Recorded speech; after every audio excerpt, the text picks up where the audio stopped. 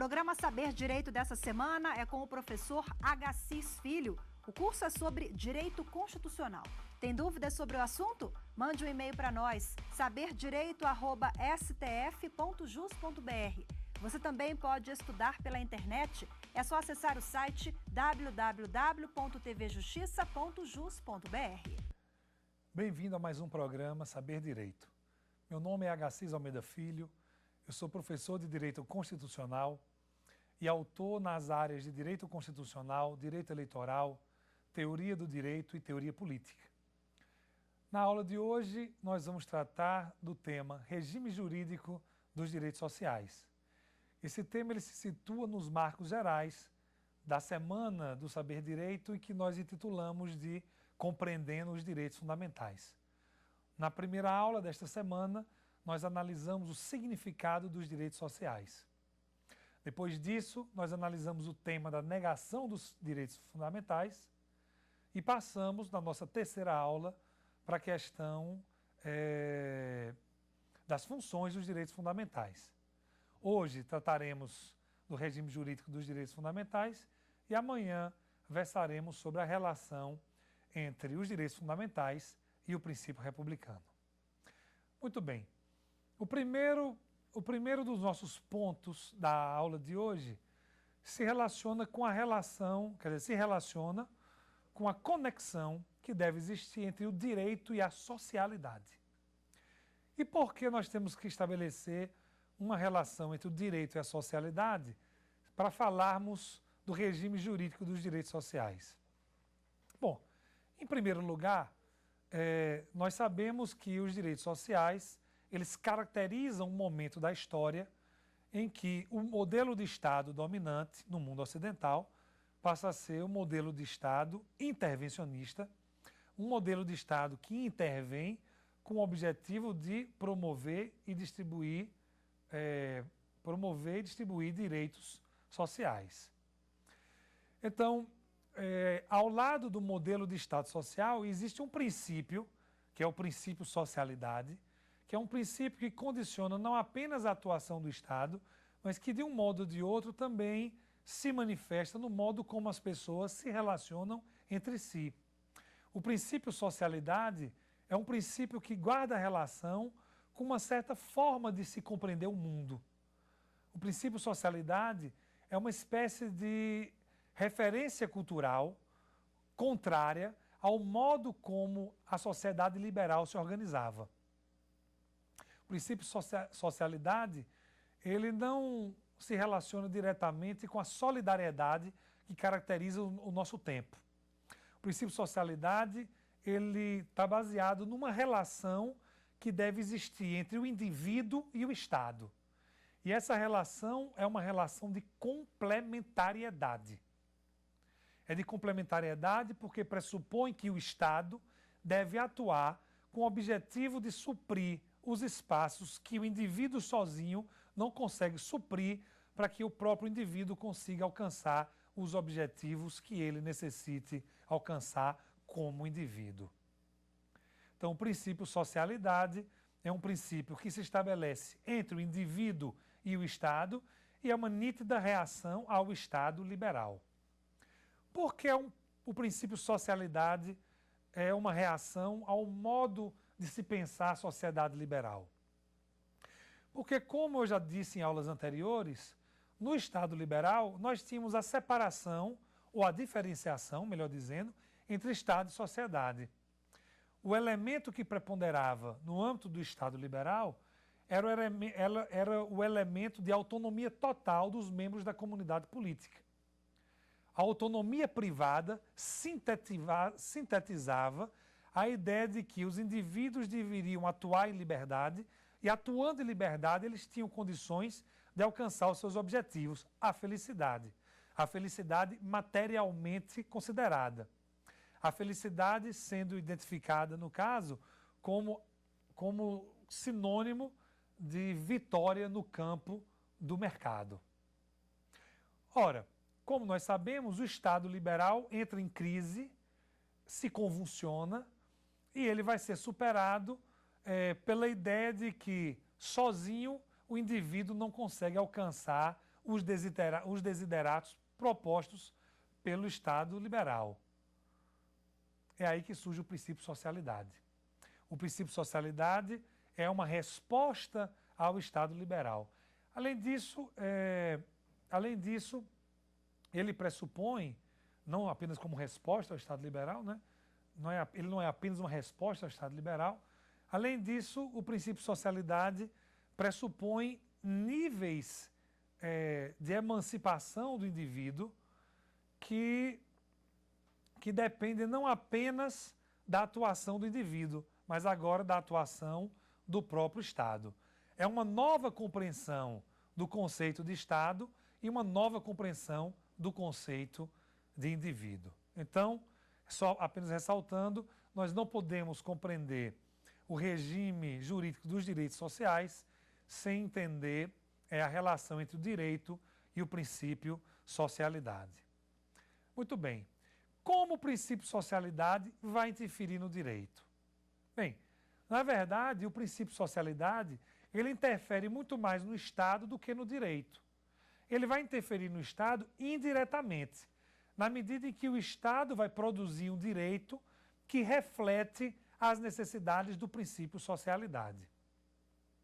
Quando o Estado social desponta em princípios do século XX, ele desponta com os objetivos de superar o Estado liberal e criar um modelo de domínio através do qual o intervencionismo estatal vem a suprir as deficiências do indivíduo autônomo, incapaz de alcançar todos os seus objetivos na órbita da sociedade civil. E esse Estado vai produzir um direito cuja finalidade é suprir esses objetivos. Então, pontos concretos.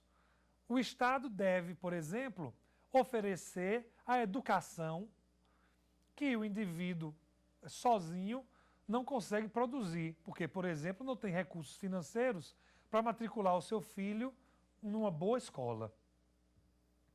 O Estado deve oferecer saúde para o indivíduo que não tem condições de ter acesso ao médico ou ao hospital que não oferece, um médico ou um hospital ao qual ele não tem acesso em razão da carência de recursos financeiros. Então, o direito que vai ser produzido pelo Estado e que reflete o princípio socialidade é um direito voltado para esses objetivos. Portanto, o princípio socialidade interfere no direito indiretamente, através da atuação do Estado social. Então, essa é a questão, ou esse é o ponto que nós devemos associar quando temos em conta o direito e o princípio socialidade. Muito bem. Outro ponto fundamental antes de nós mergulharmos na questão do regime jurídico dos direitos sociais, ponto que já foi mencionado mais de uma vez nesta semana, é a questão da relação entre os direitos sociais e a legitimação do domínio político. Direitos sociais e legitimação do domínio político. Muito bem. Ora, como todos nós sabemos, a efetividade dos direitos fundamentais está diretamente relacionada com a legitimidade dos direitos, com a legitimidade do domínio político. Por quê? Porque há uma direta relação entre o modelo de Estado e os direitos fundamentais.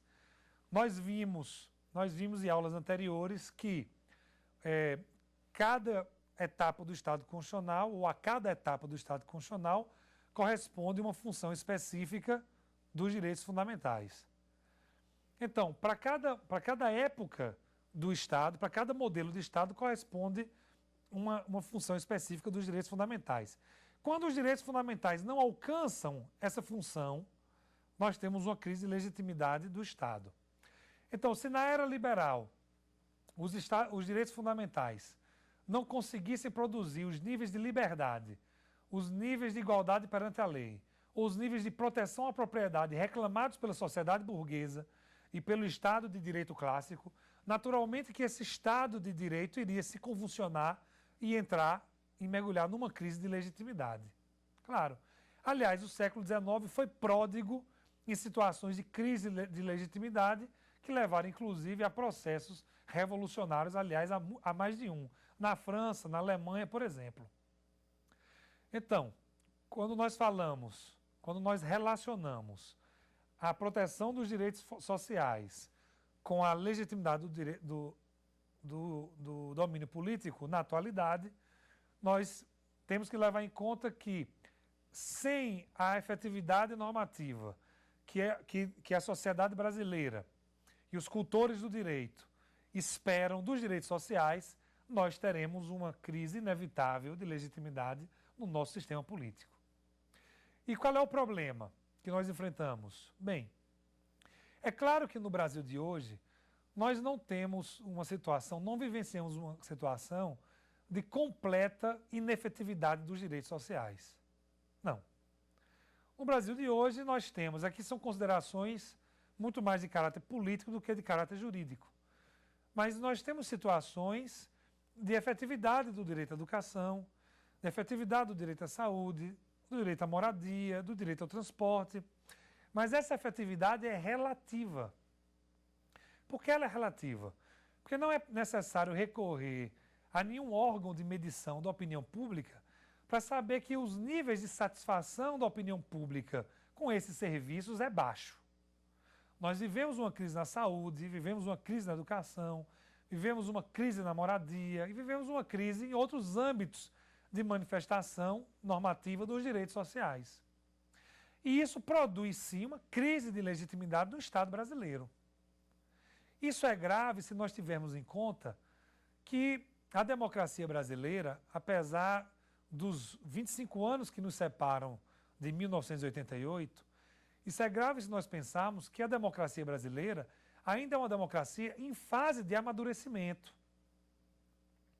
Não é porque nós temos um processo eleitoral que se repete de 2 em 2 anos com sucesso, não é porque nunca houve ruptura nesse processo eleitoral que nós temos uma democracia plena.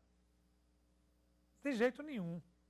Eu recorro ao que eu mesmo disse no final da nossa primeira aula, mencionando palavras do professor alemão Konrad Hesse. Konrad Hesse dizia que, para que nós possamos ter liberdade individual plena, nós temos que ter liberdade no campo da sociedade. Então, para que nós possamos ter uma liberdade plena, uma democracia plena, nós temos que ter uma sociedade plena no que diz respeito à liberdade, à igualdade, a acesso às condições materiais de existência mínimas, para que, por exemplo, só pensando em termos eleitorais, para que, por exemplo, o brasileiro possa decidir adequadamente no momento das eleições.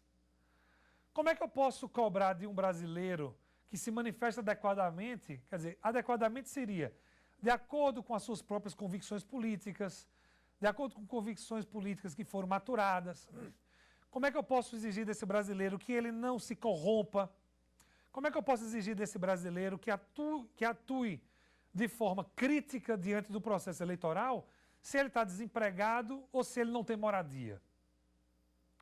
Ou se ele não tem acesso à saúde?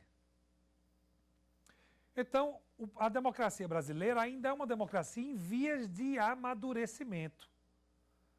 Em vias de amadurecimento. E eu sintetizo o que estou dizendo em termos democráticos e sintetizo com as seguintes colocações. Só haverá democracia plena no Brasil quando pelo menos uma maioria esmagadora da sociedade brasileira tiver acesso de forma consolidada às condições mínimas de existência.